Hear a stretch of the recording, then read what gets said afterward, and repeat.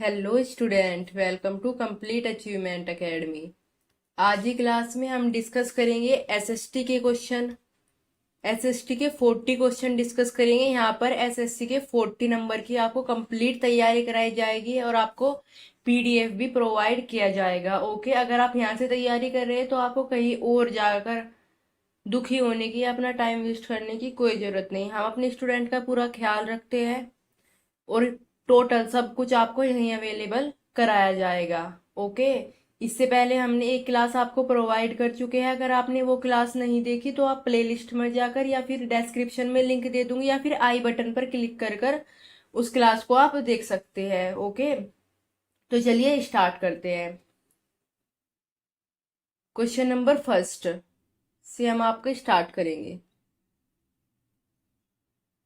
थोड़ा एसएसटी का पैटर्न मैं आपको बता देती हूँ। जो बच्चे आज पहली बार जुड़ रहे हैं वो समझ लिए।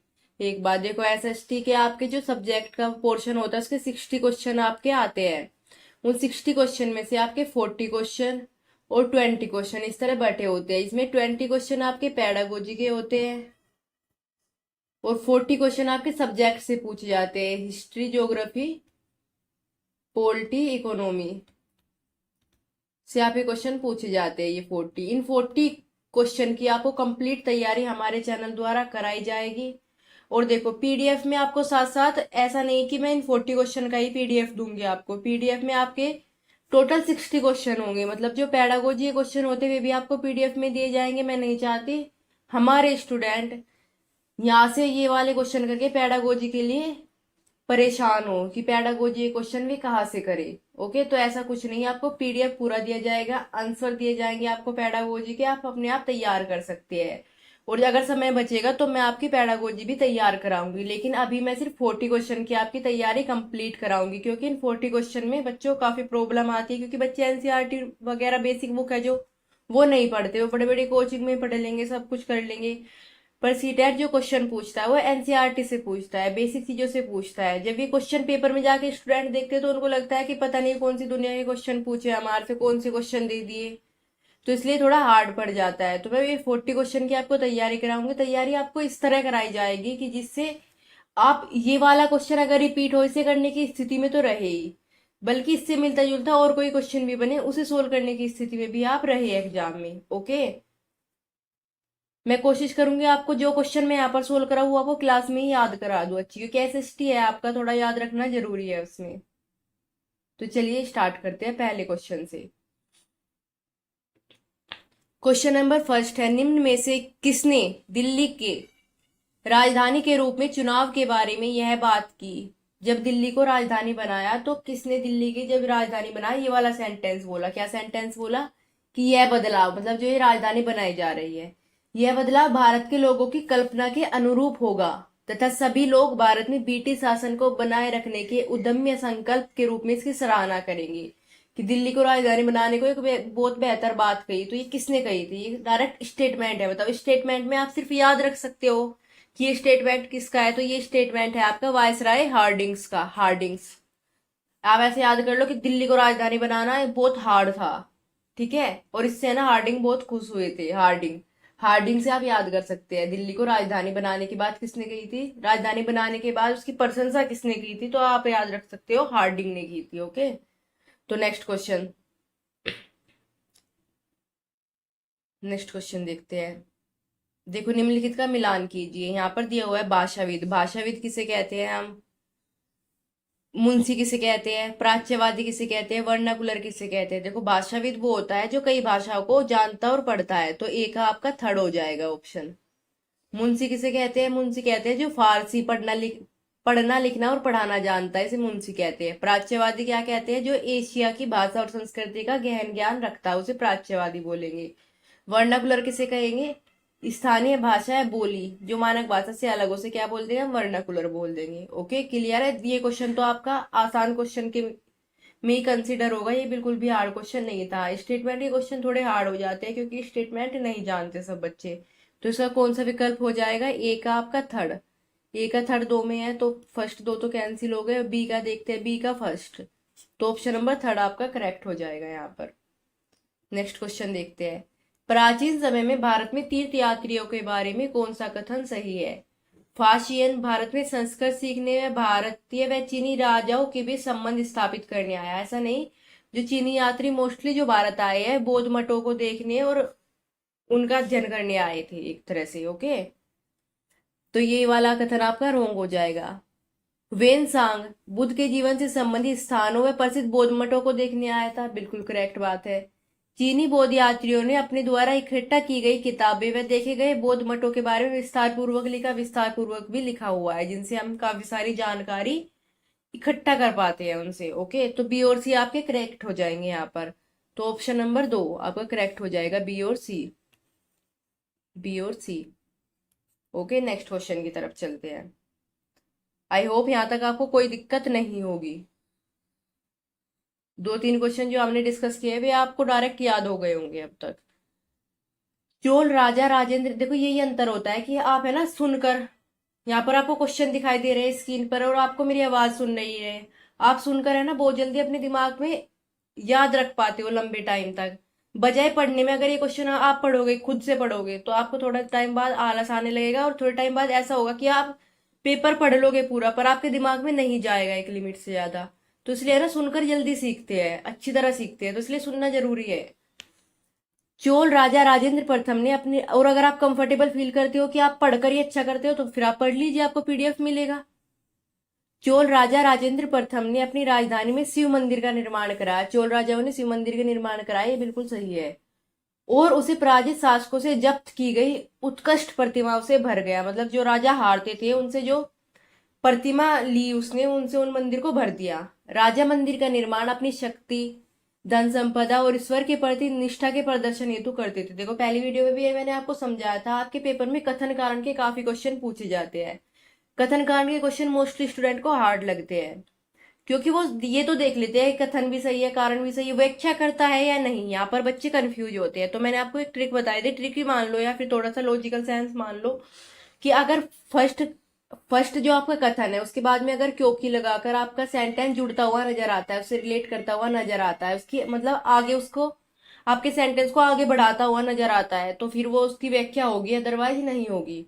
तो चलिए देखते हैं। चोल राजा राजेंद्र प्रथम ने अपनी राजधानी में शिव मंदिर का निर्माण करवाया था और उसे पराजित शासकों से जब्त की गई उत्कृष्ट प्रतिमाओं से भर दिया था, क्योंकि राजा मंदिरों का निर्माण अपनी शक्ति, धन संपदा और ईश्वर के प्रति निष्ठा प्रदर्शन हेतु करते थे। अब देखिए आप, देखो इससे जुड़ता हुआ नजर आ रहा है तो व्याख्या है, तो ए और आर दोनों सही है, आर ए की व्याख्या है। ऑप्शन नंबर 1 आपका करेक्ट हो जाएगा। नेक्स्ट क्वेश्चन देखते हैं। निम्नलिखित का मिलान कीजिए और सही विकल्प का चुनाव कीजिए। जिक्र, रक्स, समा, मुरीद, देखो ये वर्ड्स दे रहे हैं, इनका अर्थ पूछा है एक तरह से। तो चलो जो उनसे का हमें पता है हम पहले उसका देखते हैं। देखो कहते हैं ना समा बांध दिया आज, तो बहुत अच्छा, कोई संगीत वंगीत का कार्यक्रम होता है कि समा बांध दिया, तो समा जो है आपके गाने से रिलेटेड है।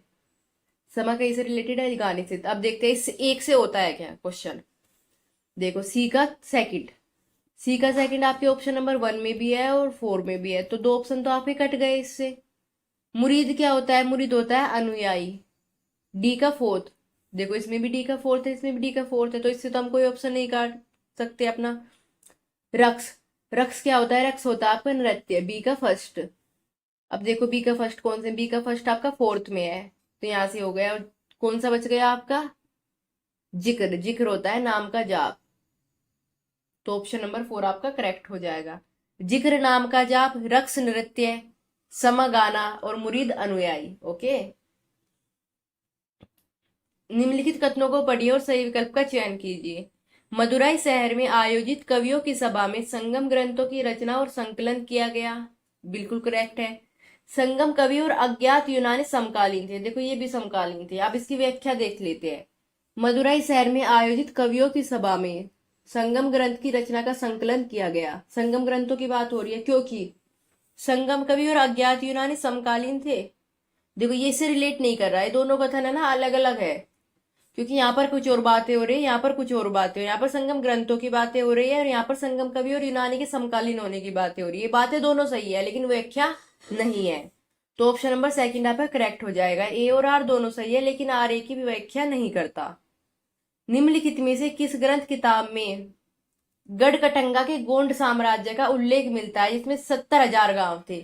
देखो, गढ़कटंगा के गोंड साम्राज्य का उल्लेख अकबर की किताब अकबरनामा में मिलता है। अकबरनामा की रचना किसने की थी? अबुल फजल ने। नेक्स्ट क्वेश्चन, तो इसका ऑप्शन नंबर 4 इसका करेक्ट हो जाएगा। नेक्स्ट क्वेश्चन देखो, फिर मिलान वाला क्वेश्चन है आपका एक और। प्रति साल महुआ बेड़, चलो देखते हैं। जो उनसे हमें पता है पहले उनसे ऑप्शन है ना कैंसिल करने की कोशिश करते हैं। आपको पेपर में भी ऐसे ही करना है। आपको जो पता है उससे है ना आप एलिमिनेट करने की कोशिश करना। जैसे महुआ क्या होता है? महुआ एक फूल होता है, इससे शराब बनाई जाती है। अब देखते हैं सी का सेकंड है क्या कोई से में। देखो, सी का सेकंड से हम दो ऑप्शन कैंसिल कर सकते हैं, ए और थर्ड, क्योंकि सी का सेकंड सेकंड और फोर्थ में है। अब साल क्या है? साल एक पेड़ होता है। बी का थर्ड देख लेंगे कौन से ऑप्शन में है। बी का थर्ड इसमें भी है, पर फोर्थ में बी का फर्स्ट है, तो ये वाला ऑप्शन भी कैंसिल हो गया। अब देखो, दो की अगर जानकारी थी आपको, आप क्वेश्चन सोल्व करने की स्थिति में थे। अब बाकी को भी देख लेते हैं। ए का फर्स्ट, प्रति क्या होती है? कुछ समय के लिए खेती छोड़ दी जाने वाली जमीन होती है। बेवड़ क्या होता है? घुमंतुओं के लिए इस्तेमाल होने वाला एक शब्द। ओके, क्लियर है। नेक्स्ट क्वेश्चन देखते हैं। औपनिवेशिक काल में विधवा विवाह के संदर्भ में निम्नलिखित कथनों में से कौन सा सही है? विधवा विवाह के पक्ष में 1756 में एक कानून पारित किया गया, जिन्हें 1756 में नहीं, विधवा विवाह के संदर्भ में 1856 में कानून पारित किया गया था। ईश्वरचंद विद्यासागर ने विधवा विवाह के पक्ष में प्राचीन ग्रंथों का हवाला दिया। जी हाँ, ये बिल्कुल दिया था। विधवा विवाह कानून पारित होने के बाद विवाह करने वाली विधवा महिलाओं की संख्या में काफी बढ़ोतरी हुई। भारत एक ऐसा देश है, यहाँ पे है ना लोग बाग जल्दी एक्सेप्ट नहीं करते चीजों को, तो एकदम से काफी बढ़ोतरी हुई, तो काफी बढ़ोतरी ये वाला स्टेटमेंट आपका रॉन्ग हो जाएगा। जिन विधवाओं ने विवाह किया उन्हें समाज ने आसानी से स्वीकार कर लिया, ऐसा हो सकता है इंडियन सोसाइटी में? आप खुद देखिए, खुद सोचिए। यहाँ तक कि रूढ़िवादी तबके ने तो इसकी प्रशंसा भी की। रूढ़िवादी तबका ये होता है जो अपने पुराने विचारों को छोड़ना नहीं चाहता, जो चेंज पसंद नहीं करते बिल्कुल भी। वो इस चीज की प्रशंसा कैसे कर सकते हैं? ये एक नई चीज थी, तो ये स्टेटमेंट भी आपका रॉन्ग हो जाएगा। तो ऑप्शन नंबर सेकंड आपका करेक्ट हो जाएगा। देखो, इतना जान लेना काफी नहीं कि कौन सा ऑप्शन आपका करेक्ट है। कुछ क्वेश्चन में आपको ये भी देखना पड़ेगा कि किस इनकरेक्ट ऑप्शन को भी आपको पढ़ना पड़ेगा और देखना पड़ेगा, एग्जामिनर के माइंड को समझना पड़ेगा कि वो क्या क्वेश्चन बना रहा है। अगर एग्जामिनर आपको चार विकल्प देता है ना, सपोज जैसे ये क्वेश्चन है आपका, अगर एग्जामिनर आपको चार विकल्प देता है तो इसका मतलब ये नहीं कि जो हमारा करेक्ट ऑप्शन है वो ही है। इसका मतलब ये एग्जामिनर के दिमाग में ये वाली बात भी है, ये वाली बात भी है और ये वाली बात भी है। तो आपको है ना इन सारी बातों को ही समझना आपके लिए काफी जरूरी है। आपकी वीडियो 5-10 मिनट बड़ी हो जाएगी, तो इस बात से देखो मुझे कोई फर्क नहीं पड़ता। आप में हिम्मत चाहिए, आप में देखने की हिम्मत चाहिए वीडियो को। आप पढ़ने वाले बच्चे हो, आप देख लेंगे, आप मेहनती बच्चे हो। ओके, और फिर भी नहीं देखोगे तो भाई एग्जाम क्वालिफाई करना है तो मेहनत तो आपको भी करनी पड़ेगी। मेहनत का कोई भी विकल्प नहीं होता। ईश्वरचंद विद्यासागर ने जाति व्यवस्था की आलोचना करते हुए एक पुराने बौद्ध ग्रंथ का अनुवाद किया। जाति व्यवस्था की आलोचना करते हुए एक पुराने बौद्ध ग्रंथ का अनुवाद ये ईश्वरचंद विद्यासागर ने नहीं, ये राजा राम मोहन राय ने किया था। राजा राम मोहन राय, राजा राम मोहन राय। कुछ समाज सुधारकों ने भारत में जातीय गैर बराबरी की भी आलोचना की। ये भी बिल्कुल करेक्ट है आपका, तो केवल 20 का सही हो जाएगा आपका। नेक्स्ट क्वेश्चन देखते हैं। डॉक्टर भीमराव अंबेडकर ने औपनिवेशिक काल के दौरान मंदिर में प्रवेश के आंदोलन की अगुवाई की। जी हाँ, ये बिल्कुल की थी। डॉक्टर भीमराव अंबेडकर चाहते थे कि लोग ये देखें कि समाज में जाति पूर्वाग्रह की जड़ें कितनी मजबूत है, कि लोग कुछ पर्टिकुलर लोगों को मंदिर तक भी नहीं जाने दे रहा है, कि जाति पूर्वाग्रह जो भारत में वो कितना मजबूत है। ये बात तो आप सभी जानते होंगे कि भारत में जाति व्यवस्था का प्रचलन कितना किस तरह था। ओके, कि कुछ एक पर्टिकुलर लोगों को निम्न जात का समझा जाता था, उन्हें छूना भी पाप माना जाता था कि दूषित हो जाओगे। इस तरह का भेदभाव हमारे देश में रहा है। तो ये दोनों ही कथन सही है और व्याख्या भी करते हैं। निम्नलिखित में से कौन सा कथन बिरसा आंदोलन के विषय में सही है? देखो, बिरसा आंदोलन आदिवासी समाज सुधारकों का आंदोलन था। बिल्कुल करेक्ट है बिरसा आंदोलन। बिरसा आंदोलन कब हुआ था आपका? 1894 में हुआ था। बिरसा अपने जीवन के उत्तरार्ध में मिशनरियों हिंदू जमींदारों का लगातार विरोध करने लगे। अंग्रेज मुंडाओं की पारंपरिक भूमि को पुनर्स्थापित करने की कोशिश कर रहे थे।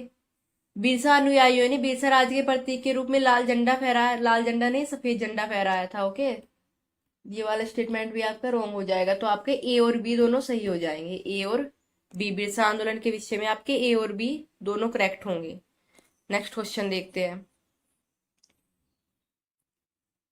गांधी जी ने लोगों से आह्वान किया कि रोलेक्ट एक्ट का विरोध करने के लिए 6 अप्रैल 1919 को अहिंसक विरोध दिवस के रूप में मनाया जाए। रविंद्रनाथ टैगोर ने अपनी पीड़ा और गुस्सा जताते हुए नाइटहुड की उपाधि लौटा दी। देखो ये दोनों ही कथन सही है, पर दोनों अलग अलग कथन है, इसलिए व्याख्या नहीं करते। ऑप्शन नंबर सेकंड आपका यहाँ पर करेक्ट हो जाएगा। प्रधानमंत्री जवाहरलाल नेहरू ने स्वतंत्र भारत की विदेश नीति की रूपरेखा शीत युद्ध के संदर्भ में गुटनिरपेक्षता के सिद्धांत के आधार पर तैयार की।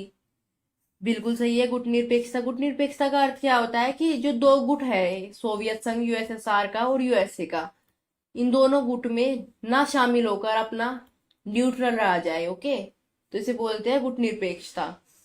गुटनिरपेक्ष आंदोलन ने दुनिया के देशों से आह्वान किया कि वे मुख्य सैनिक गठबंधनों में से किसी एक में शामिल हो जाए। जिन्हें किसी एक में शामिल होने का आह्वान नहीं किया था, ये था कि कोई से भी गुट में शामिल ना होने पर एक न्यूट्रल रहा जाए। ओके, तो ए ओ देखो आर गलत है, ए सही है आपका सिर्फ। तो ऑप्शन नंबर थर्ड आपका यहाँ पर करेक्ट हो जाएगा। ए सही है परंतु आर गलत है। निम्नलिखित, अब ज्योग्राफी के क्वेश्चन आ गए। देखो, निम्नलिखित कथन को पढ़े और सही विकल्प का चुनाव करें। पृथ्वी सौरमंडल में एक अद्भुत ग्रह है। पृथ्वी पर पानी और हवा उपस्थित है जो जीवन की उपस्थिति में सहायक है। देखो, दोनों ही कथन सही है और व्याख्या भी होती है। काफी इजी क्वेश्चन था ये तो। कब ग्रीनविच यामोत्तर सभी स्थानों में दिन के मध्य की दोपहर होगी? मतलब जो ग्रीनविच लाइन है हमारी, 0 डिग्री देशांतर 0 डिग्री लैटिट्यूड जो है हमारी, कि कौन सा ऐसा पॉइंट होगा जब दोपहर होगी। आपको पता है दोपहर के टाइम जो सूर्य है ना, बिल्कुल सर पर रहता है। दोपहर के टाइम बिल्कुल ऊपर रहता है सन। तो देख लीजिए, जब सूर्य प्रमुख यामोत्तर ग्रीनविच पर आकाश में सबसे ऊंचे बिंदु पर होगा, तो ये तब होगा। ओके, विषुवत रेखा और उत्तरी ध्रुव या विषुवत रेखा और दक्षिणी ध्रुव। देखो ये अर्थ है, ये यहाँ पर विषुवत रेखा, विषुवत रेखा से उत्तरी ध्रुव नॉर्थ पोल और विषुवत रेखा से दक्षिणी ध्रुव साउथ पोल के बीच की दूरी क्या होगी डिग्री में? देखो ये 0 डिग्री पे खींचते हैं और इससे हम 90 रेखाएं ऊपर खींचते हैं। मतलब ऐसे 1 डिग्री 2 डिग्री करके 90 लाइन्स ऊपर खींचते हैं, 90 डिग्री तक, और 90 डिग्री तक नीचे खींचते हैं। तो ये पूछा है डिग्री में क्या होगी। विषुवत रेखा और उत्तरी ध्रुव, विषुवत रेखा और दक्षिणी ध्रुव के बीच की दूरी, मतलब यहाँ से यहाँ तक की और यहाँ से यहाँ तक की डिग्री में क्या होगी? तो ये 90 डिग्री होगी दोनों ही तरफ। ठीक है, कंफ्यूज होकर 180 मत कर देना। ठीक है, अलग अलग पूछिए दोनों की। दिए गए कथनों ए तथा आर को पढ़े तथा सही विकल्प को चुने। उत्तरी गोलार्ध में उत्तरी ध्रुव वर्त एवं उत्तरी ध्रुव के बीच वाले क्षेत्रों में बहुत ठंड पाई जाती है। देखो ये कौन से की बात कर रहा है? यहाँ पर 66 डिग्री पर उत्तरी ध्रुव वर्त है, लगभग 66 66.5 डिग्री पर मानते हैं। और यहाँ से लेकर जो ये वाला एरिया है आपका, ये कहता है यहाँ पे बहुत ठंड पाई जाती है। देखो ठंड तो होगी क्योंकि यहाँ तक सन नहीं पहुंच पाता। सूरज यहाँ पर निकलता है और यहाँ से कर्क रेखा तक पहुंचता है और इधर मकर रेखा तक पहुंचता है। इसके इधर ऊपर की जो साइड है, ये वाली साइड और ये वाली साइड, यहाँ पर सूर्य नहीं पहुंच पाता। सूर्य की किरणें तिरछी पड़ती है और यहाँ पर 6 महीने की रात 6 महीने के दिन होते हैं आपके नॉर्थ पोल और साउथ पोल पर। तो ये बिल्कुल करेक्ट है। शीत कटिबंध में सूर्य क्षितिज से ज्यादा ऊपर नहीं आ पाता। देखो वही बात जो मैंने आपको अभी बताई थी, किरणें तिरछी पड़ती है और कम गर्मी, कम गर्मी मतलब सर्दी पैदा करती है। तो ये दोनों आर और ए दोनों सही है और व्याख्या भी करता है। नेक्स्ट क्वेश्चन देखते हैं।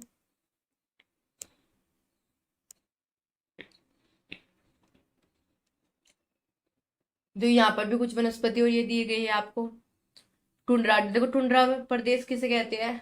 एक टुंड्रा होता है, एक टैगा होता है। ये जो सबसे ठंडा प्रदेश होता है ना, जो हमने अभी देखा था, उसे बोलते हैं टुंड्रा प्रदेश। तो टुंड्रा प्रदेश में क्या पाएगा आपका? ध्रुवीय भालू, पोलर बियर। तो ए का आपका थर्ड हो जाएगा। ए का थर्ड, ए का थर्ड कौन कौन से ऑप्शन? देखो एक ही ऑप्शन में आपका ए का थर्ड। अगर आपको इतना ही पता, कितना इजी क्वेश्चन है ये, देखने में कितना हार्ड लग रहा है। चलो और बाकी भी देख लेते हैं। उष्ण कटिबंधीय मरुस्थल में क्या? मरुस्थल में ज्यादातर सांप, जहरीले जानवर, मतलब ये थोड़े इरिटेट होते रहते हैं वहां की गर्मी से। जहरीले सांप, छिपकली, ऊंट देखकर भी आप समझ सकते थे। देखो ऊंट देखकर भी आप समझ सकते थे। शीतोष्ण घास स्थल और उष्ण कटिबंधीय घास स्थल में आपको जैबरा, जिराफ, हाथी ये वाली चीजें मिलेगी, और शीतोष्ण में आपको जंगली भैंस, इस टाइप की चीजें मिलेगी। ये तो आप समझ गए होंगे ना, ये टुंड्रा, उष्ण कटिबंधीय मरुस्थल, ये कौन कौन सी चीजें है? देखो ये हमारी अर्थ है, ये विषुवत रेखा, विषुवत रेखा से हम मेजर करते थे 0 डिग्री मानते हैं। विषुवत रेखा से जो ये वाला क्षेत्र आता है इसको बोलते हैं हम उष्णकटिबंधीय। उष्णकटिबंधीय। फिर उपोष्ण, इसके बाद में शीतोष्ण, और फिर शीत। शीत भी टैगा और टुंड्रा। ओके, इस तरह से है ये। और यहाँ पे जो मरुस्थल क्षेत्र है तो उसे बोल देते हैं उष्णकटिबंधीय मरुस्थल, इस वाले बेल्ट में। नेक्स्ट क्वेश्चन देखते हैं। संवहनीय वर्षा, वर्षण। देखो वर्षण क्या है, गर्म आर्द्र वायु ऊपर। वर्षण क्या आता है, बादल आर्द्रता से बहुत भारी हो जाते हैं, उसे क्या बोलते हैं, वर्षण, मतलब बारिश। ओके। पर्वतीय वर्षा क्या होती है, गर्म आर्द्र वायु ऊपर उठकर पर्वत पर जाती है, पर्वतीय वर्षा। चक्रवाती वर्षा क्या होती है, ठंडी हवा गर्म हवा में मिलती है और फिर एक बवंडर से का निर्माण करती है, गोल गोल घूमने लगती है, तो चक्रवाती वर्षा बोलते हैं। संवहनीय वर्षा क्या होती है, वाष्पीकरण से गर्म हवा ऊपर उठती है। ओके, ये संवहनीय वर्षा बोलते हैं। तो देख लीजिए आपका कौन सा है, ए का फोर्थ। ए का फोर्थ आपका 2 में है। ए का फोर्थ आपका 2 में है, ये वाला ऑप्शन कट जाएगा आपका। बी का थर्ड, अब आप बी का थर्ड देख लिए तो ऑप्शन नंबर 2 आपका करेक्ट हो जाएगा यहाँ पर। नेक्स्ट क्वेश्चन देखते हैं। पृथ्वी पर उपलब्ध जल के बारे में कौन सा कथन सही है। पृथ्वी पर उपलब्ध जल राशि का केवल 3% जल ही एलेवन जल पाया जाता है। पृथ्वी पर उपलब्ध पूरी जल राशि का 90% जल महासागरों में पाया जाता है। देखो 90% नहीं, 70% जल आपका पाया जाता है महासागरों में। वायुमंडल से पृथ्वी पर स्वच्छ जल बनता है। हिम नदियां, झरने, तालाब स्वच्छ पीने योग्य जल के स्रोत होते हैं, ये भी आपका करेक्ट है। तो आपका ए और डी आपका करेक्ट हो जाएगा, option number 4। Okay, next question देखते हैं।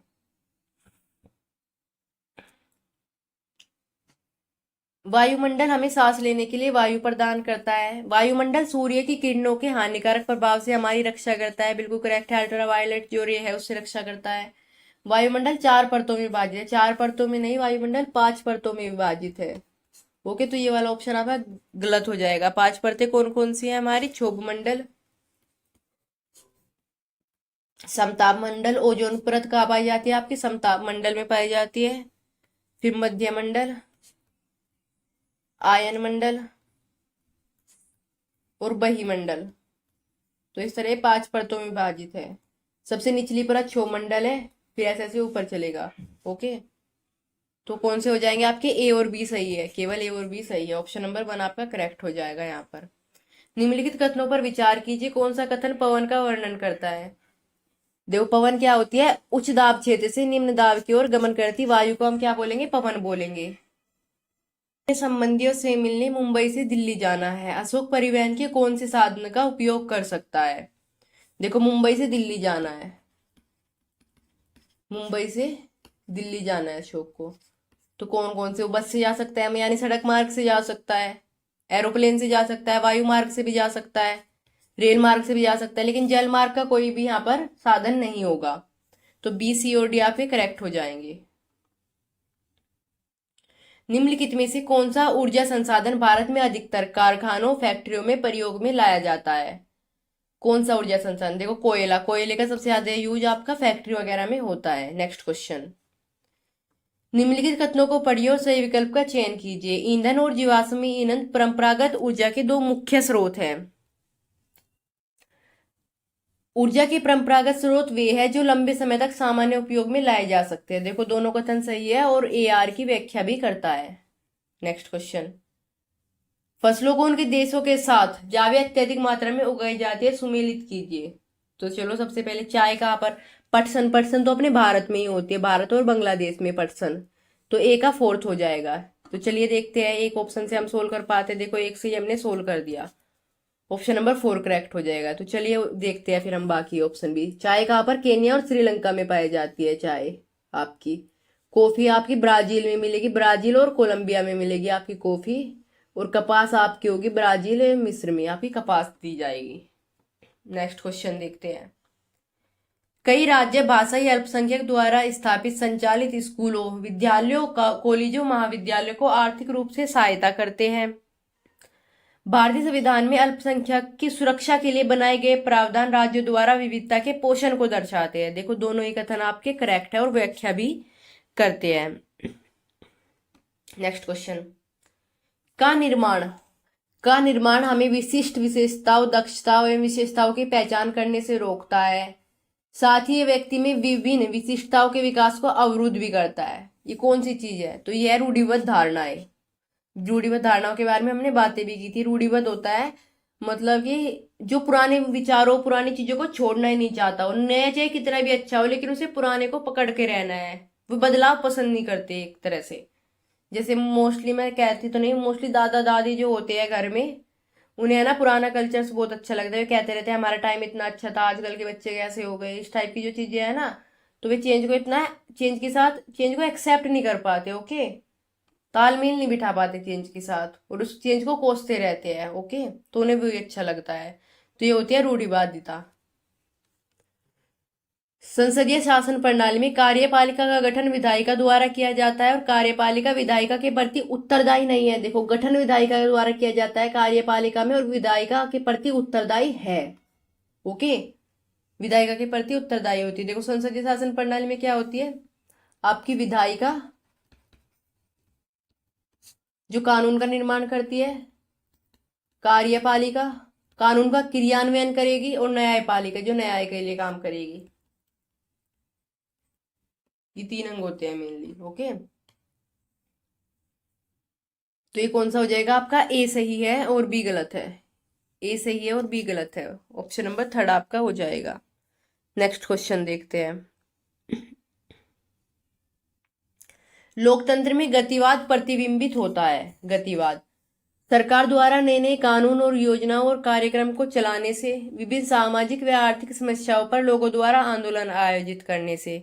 तो ए और बी दोनों सही है, क्योंकि लोकतंत्र में दोनों ही चीजें मान्य है आपकी। नेक्स्ट क्वेश्चन देखते हैं।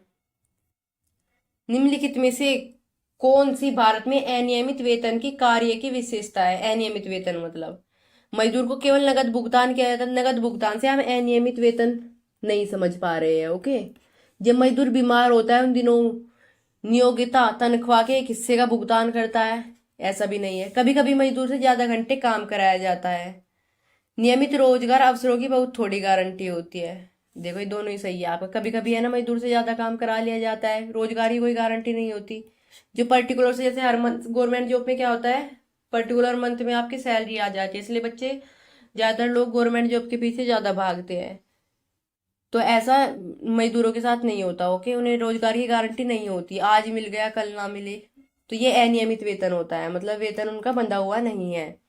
तो सी और डी आपका सही हो जाएगा आपका, ऑप्शन नंबर 3। नेक्स्ट क्वेश्चन देखते हैं। देखो, यहाँ पे भी वेतन और उसके मिलान करना है हमें। निम्न का रोजगार उनकी स्थिति के साथ मिलान कीजिए। सरकारी अस्पताल में डॉक्टर क्या है? सरकारी अस्पताल में डॉक्टर है तो वो सरकारी कर्मचारी है, मतलब कि नियमित वेतनधारी कर्मचारी है, उसका पर्टिकुलर मंथ में वेतन आ जाता है। सड़क किनारे रेडे पर सब्जी बेचने वाला, उसका अपना स्वयं का रोजगार है, स्वरोजगार युक्त है।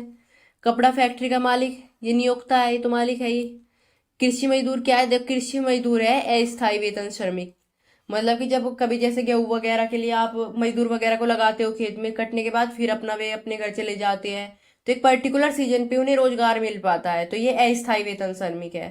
तो चलिए देख लीजिएगा कौन सा ऑप्शन करेक्ट होगा आपका। यहाँ पर हो जाएगा ए का, बी आपका बिल्कुल करेक्ट हो जाएगा, ए का फोर्थ। नेक्स्ट क्वेश्चन, लोकतंत्र सरकार के अन्य स्वरूप से एक बेहतर स्वरूप है क्योंकि यह लोगों के प्रति उत्तरदायी है। लोकतंत्र है, लोगों के प्रति उत्तरदायी है। यह प्रतिनिधिक सरकार है, यह प्रत्यक्ष रूप से लोगों की सारी जरूरतें पूरी करता है। देखो, प्रतिनिधि सरकार भी है, लोगों के प्रति उत्तरदायी भी है, लेकिन प्रत्यक्ष रूप से नहीं, अप्रत्यक्ष रूप से। ओके, लोकतंत्र में क्या होता है, अपना प्रतिनिधि लो, हम जो लोग हैं हम वोट देकर अपना प्रतिनिधि भेजते हैं अप्रत्यक्ष रूप से। ओके, तो ये भी आपका करेक्ट हो जाएगा इसका। नेक्स्ट क्वेश्चन, निम्नलिखित कथनों को पढ़िए और सही विकल्प का चयन कीजिए। निष्पक्ष रूप से काम करने के लिए संचार मीडिया संतुलन व स्वतंत्र समाचार उपलब्ध कराने चाहिए। अधिकांश संचार माध्यमों, मीडिया ऐसे टीवी या समाचार पत्रों पर बड़े व्यापारिक प्रतिष्ठानों का स्वामित्व होता है। देखो, ये आपके दोनों ही सही है, लेकिन व्याख्या नहीं करता, व्याख्या नहीं करेगा। ऑप्शन नंबर सेकंड आपका यहाँ पर करेक्ट हो जाएगा। नेक्स्ट क्वेश्चन देख, शक्तियों के बंटवारे सिद्धांत का अर्थ है सरकार के एक अंग दूसरे अंग के काम का उत्तरदायित्व भार अपने ऊपर नहीं लेना चाहिए। बिल्कुल करेक्ट है। सरकार के एक अंग को दूसरे अंग के काम में हस्तक्षेप नहीं करना चाहिए, ये भी करेक्ट है। तो ए और बी आपके दोनों ही सही हो जाएंगे। नेक्स्ट क्वेश्चन देखते हैं। भारतीय संदर्भ में धर्मनिरपेक्ष, देखो धर्मनिरपेक्षता की एक तरह से डेफिनेशन पूछे। धर्मनिरपेक्ष राज्य वह है, धर्मनिरपेक्ष क्या है, सभी को अपने धार्मिक विश्वासों एवं तौर तरीकों को अपनाने की पूरी छूट देता है। भारत एक धर्मनिरपेक्ष राज्य हम बोलते हैं, वैसे पंथ निरपेक्ष इसके टर्म्स ज्यादा सही होगी, लेकिन यहाँ पे धर्मनिरपेक्ष के बारे में पूछा है। सभी को अपने धार्मिक विश्वासों और तौर तरीकों को अपनाने की पूरी छूट देता है, बिल्कुल सही है। धर्म को मान्यता प्रदान नहीं करता, ऐसा नहीं है। ये भारतीय संदर्भ में पूछा है ना, तो भारतीय संदर्भ में ऐसा नहीं है कि धर्म को मान्यता, भारत में धर्म को मान्यता है, लेकिन धर्म एक निजी निजी उस तक रहे, निजी मान्यता तक ही रहे, तो वही देश के लिए अच्छा है, हम सभी के लिए अच्छा है। केवल एक धर्म का पालन करता है ऐसा भी नहीं है, यहाँ पर सब धर्म समभाव की भावना है देश में। तो धर्म और राज्य की शक्ति एक दूसरे से अलग रखता है, ये बिल्कुल सही है। धर्म और राज्य दोनों अलग अलग चीजें हैं। धर्म एक आपका निजी निजी मामला है और राज्य है ये आपका। तो ए और डी आपके करेक्ट हो जाएंगे, ऑप्शन नंबर 4। संविधान के कौन से अनुच्छेद के अनुसार ऐसे नागरिकों को वकील उपलब्ध कराने का दायित्व राज्य के ऊपर सौंपा गया है जो निर्धनता, गरीबी या किसी कारण से वकील नहीं रख सकते? तो ये आर्टिकल 39A है। ओके। आर्टिकल 44 आपका समान नागरिक संहिता से रिलेटेड। निम्नलिखित गद्यांश को पढ़िए। पश्चिम वर्जीनिया अमेरिका में कंप्यूटरीकृत चेतावनी और निगरानी व्यवस्था मौजूद थी। देखो कंपैरिजन हो रहा है यहाँ पर, पश्चिम वर्जीनिया जो अमेरिका का क्षेत्र है इसका और भोपाल का। भोपाल में गैस त्रासदी हुई थी ना, वो भोपाल के यूनियन कार्बाइड कारखाने में गैस के रिसाव के लिए केवल मजदूर के अंदाजे से काम चलाया जाता था। पश्चिमी वर्जीनिया में खतरे पैदा होने पर लोगों को सुरक्षित स्थानों पर ले जाने की व्यवस्था मौजूद थी, जबकि भोपाल में ऐसा कुछ नहीं था। नीचे दिए गए विकल्पों में से किस पर उपरोक्त गद्यांश के आधार पर चर्चा की जा सकती है? तो ये है अलग अलग देशों के बीच सुरक्षा मानकों में भारी फर्क होना। मतलब वहां पर तो कंप्यूटर लगाया निगरानी करने के लिए, यहाँ पर सिर्फ मजदूरी अंदाजा लगाएंगे। ओके। और यहाँ पर अगर खतरा वतरा आ जाए तो किसी सुरक्षित स्थान पर ले जाने की व्यवस्था भी मौजूद नहीं, जबकि अमेरिका में ऐसा था। तो दोनों देशों में कंपेरिजन हो रहा है सुरक्षा मानकों को लेकर। यहाँ पर सामाजिक विज्ञान की एक शिक्षिका अपनी कक्षा में न्यूनतम वेतन पर चर्चा करना चाहती है। निम्नलिखित में से कौन सा संप्रत्यय उपसंप्रत्यय इसमें शामिल होने की ज्यादा संभावना है? देखो न्यूनतम वेतन पर चर्चा करना चाहती है, तो न्यूनतम वेतन पर चर्चा करने के लिए कौन कौन सी बातें यहाँ पर करी जाएगी? देखो मजदूरों के हितों की रक्षा, अगर न्यूनतम वेतन है तो मजदूरों के हितों की रक्षा होगी उसमें, उत्पादकों के हितों की रक्षा और उपभोक्ता के हितों की रक्षा नहीं होगी। तो केवल ए इसका करेक्ट हो जाएगा। तो ये थे आपके आज के 40 क्वेश्चन जो हमने डिस्कस किए हैं। क्लास के साथ ही आपको इसका PDF भी प्रोवाइड कर दिया जाएगा, डिस्क्रिप्शन में आप डाउनलोड कर सकते हैं और हमारे साथ जुड़े रहिए। ऐसे ही आपके सब पेपर सोल्व कराए जाएंगे। लगभग मेरा टारगेट है आपको है ना 1500 से 2000 क्वेश्चन में आपको प्रैक्टिस कराऊं। देखो कितना भी याद कर लो, जब तक प्रैक्टिस नहीं करोगे ना तब तक कुछ नहीं होने वाला। फिर है ना पेपर में बहुत से स्टूडेंट बोलते हैं अरे हमारे तो आता था, करा था, मैंने पढ़ा था, लेकिन पेपर में नहीं कर पाया, गलती हो गया। तो बेटा इसमें प्रैक्टिस की कमी रहती है आपकी। ओके। इसमें आपकी कोई गलती नहीं, आप पढ़ते हो सब कुछ करते हो, लेकिन गलती क्या है? आप प्रैक्टिस नहीं करते। एक है ना प्रैक्टिस इतनी इंपॉर्टेंट है, आप भले कुछ ना पढ़ो लेकिन क्वेश्चन की प्रैक्टिस कर लो उसके फील्ड में, तब भी आप पेपर सोल्व करने की कंडीशन में रहते हैं। लेकिन वहीं दूसरी ओर आप है ना काफी कुछ पढ़ लो, प्रैक्टिस ना करो, फिर भी आपका क्वेश्चन गलत होने की संभावनाएं रहती है। बहुत से बच्चों का होता भी है, पेपर देने के बाद भी बहुत काफी दुखी हो जाते हैं कि ये क्वेश्चन आते आते गलत हो गया, मैंने बहुत अच्छी तरह करा था। तो ऐसा ना हो आपके साथ। तो अभी आपके पास टाइम है। देखो आपका 20 अगस्त को एग्जाम होने वाला है और एक ही शिफ्ट में होने वाला है, सब बच्चों का एक ही तरह का पेपर आएगा। और मैं गारंटी लेती हूँ इनमें से है ना जो क्वेश्चन हम प्रैक्टिस करेंगे, इतने पेपर आपके प्रीवियस ईयर इतने पेपर बने हैं आपके, अगर देखा जाए 2023 के आपके लगभग 22-23 सेट है, और उससे पहले आपके 22-23 सेट है, और जो 2011 से अब तक हुए सब सेट है। तो कम से कम हम पिछले 2 साल की अगर देख लेना 23-23 सेट, अब देख लो आप इसमें भी कितने क्वेश्चन हो जाए। एक सेट में हम 40 क्वेश्चन डिस्कस करेंगे, और 23 सेट अगर हम देखें यहाँ पर टोटल, तो 23-23 आपके 46 सेट और टोटल 40 क्वेश्चन अगर हम डिस्कस करेंगे एक क्लास में, तो आपके है ना 1840 क्वेश्चन लगभग हो जाएंगे। 46 सेट के लिए आपकी 46 क्लास लगेगी। 46 क्लास आपके लिए, एक क्लास अगर 30 मिनट की होती है, आप उसे दुगनी स्पीड में अपने अनुसार भी देख सकते हैं, तो कोई बड़ी बात नहीं है। अभी इतना टाइम है ना, आप इजीली कर पाते हैं। और आपके अंडरस्टैंडिंग बहुत सारे क्वेश्चन आप देखना हमारे पेपर सोल्व करते करते बहुत सारे रिपीट में क्वेश्चन आएंगे, वे क्वेश्चन भी आपके पूरे पक्के हो जाएंगे और बाकी का आप बस एक बार रिवाइज कर लेना पेपर के टाइम पर। रिवीजन काफी जरूरी है, इसलिए मैं आपको पीडीएफ दे रही हूँ, आप है ना रिवाइज कर ले। जब आपकी क्लासेस सारी कंप्लीट हो जाएगी पूरा पीडीएफ आपको एक जगह भी दे दूंगा, मतलब कि 46 पूरे जो सेट है इन सबका पीडीएफ आपको एक जगह भी दे दूंगी, और तब तक मैं पेपर के साथ साथ आपको अलग अलग पीडीएफ भी दूंगी, साथ साथ रिवाइज कर लेना। Okay, take care, thanks.